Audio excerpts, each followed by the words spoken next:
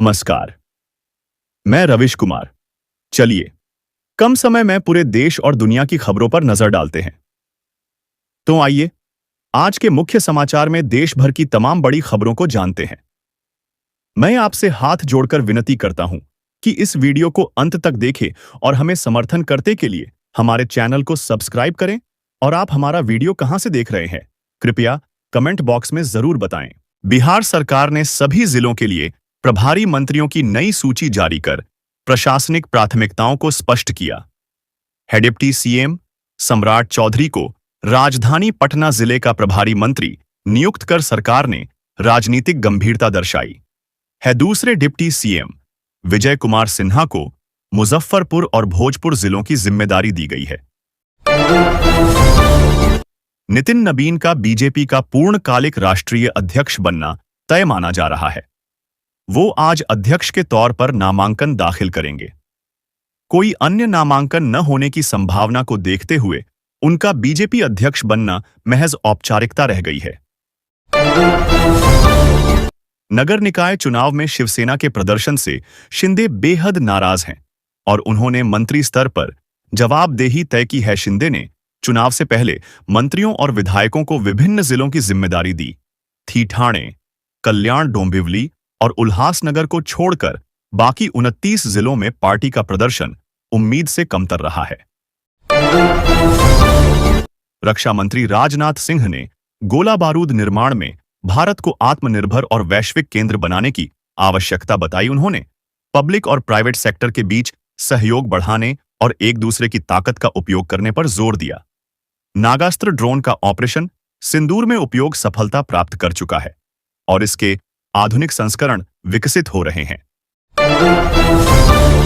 अरविंद केजरीवाल ने गुजरात में भाजपा की 3 दशक से चल रही सरकार को बदलने का संकल्प जताया है। केजरीवाल ने कर्जा प्रथा खत्म करने, युवाओं को रोजगार देने और किसानों को बीज खाद पानी उपलब्ध कराने के वादे किए। उन्होंने गुजरात में नकली शराब, भ्रष्टाचार और अन्याय के खिलाफ सख्त कार्रवाई की आवश्यकता पर जोर दिया है।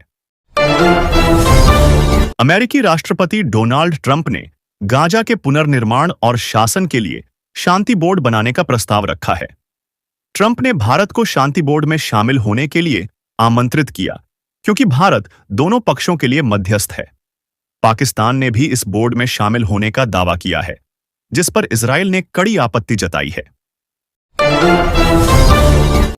महाराष्ट्र के नागपुर महानगर पालिका चुनाव में ओबीसी आरक्षण के तहत चुने गए पार्षदों की सदस्यता खतरे में है। सुप्रीम कोर्ट में ओबीसी आरक्षण पर सुनवाई 21 जनवरी को होगी, लेकिन फैसला आने में समय लग सकता। आरक्षण सीमा 50% से अधिक होने के कारण नागपुर समेत कई नगर निगमों में चुनाव रद्द होने की आशंका है।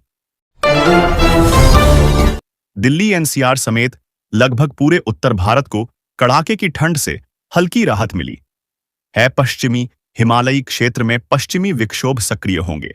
22 से 24 जनवरी के बीच बारिश या बर्फबारी की संभावना। उत्तर पश्चिम भारत और बिहार के कुछ हिस्सों में अगले 2 से 3 दिनों तक घना कोहरा और शीतलहर की स्थिति बनी रहेगी। योगी सरकार ने नोएडा इंजीनियर युवराज की मौत मामले में Noida CEO doctor Lokesh M को वेटिंग लिस्ट में डाल दिया है। सीएम के निर्देश पर मेरठ मंडलायुक्त के नेतृत्व में 3 सदस्यीय एसआईटी गठित कर 5 दिनों में रिपोर्ट सौंपने को कहा गया है। युवराज की कार कोहरे के कारण संतुलन बिगड़ने से सड़क किनारे दीवार तोड़कर निर्माणाधीन बेसमेंट में गिर गई थी। बीएमसी चुनाव में बीजेपी और शिवसेना ने बहुमत हासिल किया, लेकिन नतीजों के बाद मेयर को लेकर खींचतान चल रही है। शिवसेना शिंदे गुट ने अपने सदस्यों को होटल में शिफ्ट कर दिया है, जिसे राजनीतिक दबाव की रणनीति माना जा रहा है। मेयर पद के लिए बीजेपी, शिंदे गुट और उद्धव ठाकरे के बीच गठबंधन की कई राजनीतिक संभावनाएं और जटिलताएं सामने हैं। गाजीपुर के दर्जनों गांव में एक रहस्यमयी बीमारी से लगभग 50 बच्चे मानसिक और शारीरिक रूप से दिव्यांग हो गए हैं। बच्चे जन्म के समय स्वस्थ होते हैं। कुछ महीनों वर्षों के भीतर तेज बुखार आने के बाद उनकी हालत गंभीर हो जाती। मानसिक और शारीरिक नियंत्रण खोने के कारण माता पिता मजबूरन अपने बच्चों को जंजीरों और रस्सियों से बांधकर रखते हैं। मध्य प्रदेश की राजनीति में चल रहे विवाद के बीच कांग्रेस के वरिष्ठ नेता और पूर्व मुख्यमंत्री दिग्विजय सिंह खुलकर विधायक फूल सिंह बरैया के समर्थन में सामने आए हैं। उन्होंने साफ तौर पर कहा है कि बरैया के बयान को जानबूझकर तोड़ मरोड़कर पेश किया गया और इसके पीछे भारतीय जनता पार्टी की राजनीतिक साजिश है। एससी ने मध्य प्रदेश सरकार को 2 सप्ताह में विजय शाह के खिलाफ मुकदमा चलाने की मंजूरी देने का निर्देश दिया। कोर्ट ने कहा कि सरकार द्वारा अभी तक सैंक्शन न देना गंभीर सवाल खड़ा करता है। मंत्री विजय शाह का माफीनामा सुप्रीम कोर्ट ने खारिज कर दिया है। पोलैंड के डिप्टी पीएम रादोस्लाव सिकोरस्की ने एस जयशंकर से दिल्ली में रूस यूक्रेन युद्ध पर चर्चा की। जयशंकर ने भारत को रूस यूक्रेन विवाद के नाम पर अनुचित और चुनिंदा तरीके से निशाना बनाए जाने पर आपत्ति जताई। जयशंकर ने आतंकवाद के खिलाफ सख्त रुख अपनाने और पाकिस्तान को सीमा पार आतंकवाद में समर्थन न देने की चेतावनी दी। ईरान सुप्रीम लीडर खामेनेई ने अपने शासन की शुरुआत से सत्ता के सभी घटक को अपने कंट्रोल में रखा है। ईरान के रिवॉल्यूशनरी गार्ड्स और बसीज बलों के प्रमुखों की नियुक्ति केवल सुप्रीम लीडर के अधिकार में है। आर्थिक और सैन्य असफलताओं के बावजूद खामेनेई के करीबी अधिकारी और धार्मिक नेता सार्वजनिक रूप से उनसे अलग नहीं हुए। सुप्रीम कोर्ट ने राजस्थान हाई कोर्ट के आदेश पर रोक लगाते हुए शराब दुकानों को हटाने के निर्देश को स्थगित किया।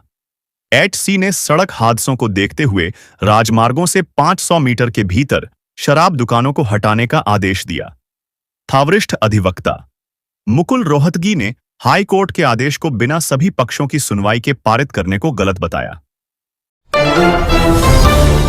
राष्ट्रपति शेख मोहम्मद बिन जायद अल नाहयान नई दिल्ली में भारत के साथ रणनीतिक साझेदारी को मजबूत करेंगे। यूएई राष्ट्रपति की यात्रा। यमन में सऊदी अरब व यूएई के बीच बढ़ते विवाद के बीच हो रही है। भारत यात्रा में व्यापार, निवेश, रक्षा सहयोग और ऊर्जा परियोजनाओं पर दोनों देशों के नेताओं के बीच वार्ता होगी। शिवसेना 22 वर्षों बाद पहली बार अपने आंतरिक चुनाव संविधान के अनुसार डिजिटल और प्रत्यक्ष मतदान से करवा रही है। चुनाव 7 चरणों में पूरे महाराष्ट्र के जिलों में होंगे, जिसमें सभी पदों के लिए चुनाव होगी। चुनाव में शिवसेना के प्रमुख नेता और महाराष्ट्र के डिप्टी सीएम एकनाथ शिंदे भी मुख्य नेता पद के लिए उतरेंगे।